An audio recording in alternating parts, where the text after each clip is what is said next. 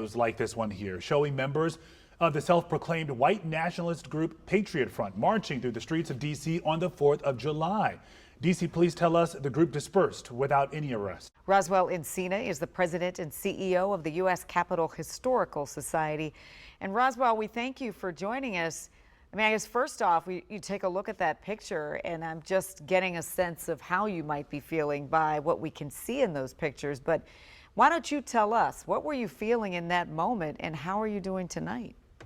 Thank you for having me, and happy 4th of July, of course. The day started off as a very celebratory day. It was America 250. We were able to enjoy, the red, white, and blue, the fireworks on the mall that everybody was looking forward to. So everybody was on the metro was very happy. There were tourists, there were locals with babies and teenagers. I heard actually one of the parents talking to one of their kids about, the importance of why Washington's here and all the everything that we could enjoy in Washington. Once they all emptied out around the Smithsonian and around the Capitol building, a new group of people entered the metro, and they entered around Eastern Market or Potomac. And it was very unnerving, uncomfortable, and very unsettling when you see a big group of men in masks and in sunglasses and hats that could not be identifiable, and they're all coming into your car. So it really had a summon, as Abraham Lincoln liked to say, my better angels of how to kind of get through this moment.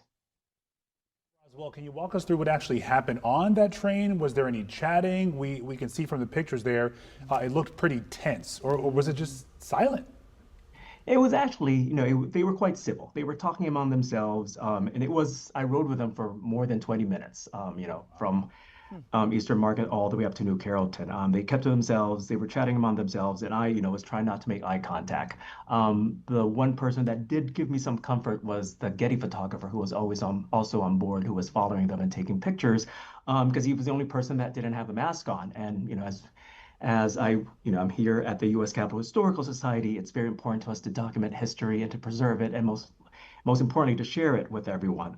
Knowing that he was on board, taking pictures and making sure that this is remembered was very important to us. I suppose you didn't think that this would be the moment that would be captured on the 4th of July, for sure.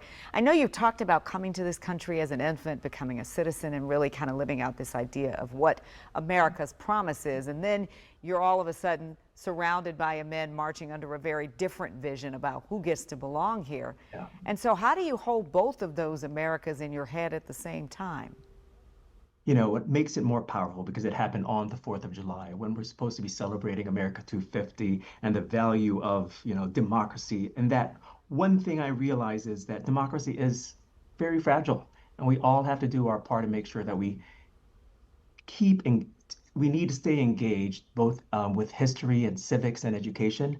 As you mentioned, my family moved here to the States when I was just a year old. My father was serving in the U.S. Navy, so we were being stationed back and forth between the States and the Philippines. And when I was 18 years old, we were living in the Philippines. I'll never forget this. It was the 1988 presidential elections, and my father brought me to the U.S. Embassy to vote. So I was very excited. So since then, I've never really taken voting for granted, and the importance of really staying engaged, not only with current events, but with history.